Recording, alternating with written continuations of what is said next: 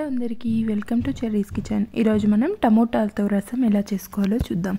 దీనికోసం ఒక half tea spoon అంత మెంతి, హాఫ్ టీ స్పూన్ ఉద్దిబ్యాలు, ఒక స్పూన్ జీలకర్ర, హాఫ్ టీ స్పూన్ అంత మిరియాలు, కొంచెం కొబ్బరి, అలాగే వెల్లుల్లి రెబ్బలు వేసి బాగా దంచి పెట్టుకోవాలి। ఇప్పుడు ఒక గిన్నెలోకి మనం ఒక టమోటా, అలాగే ఒక నిమ్మపండు సైజ్ అంత చింతపండు వేసి వీటిని బాగా మనం మ్యాష్ చేసి పెట్టుకోవాలి।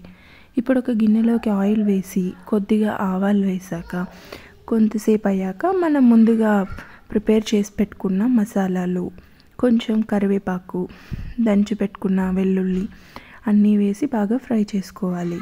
అలాగే ఎండుమిర్చి ఒక 4 వేసుకొని కొద్దిగా కొత్తిమీర కూడా యాడ్ చేసి ఇవన్నీ బాగా ఫ్రై అయ్యాక మనం ముందుగా గుజ్జు తీసి పెట్టుకున్నాం కదా, ఆ టమోటా చింతపండు రసం మొత్తం ఇందులోకి మనం యాడ్ చేసుకోవాలి।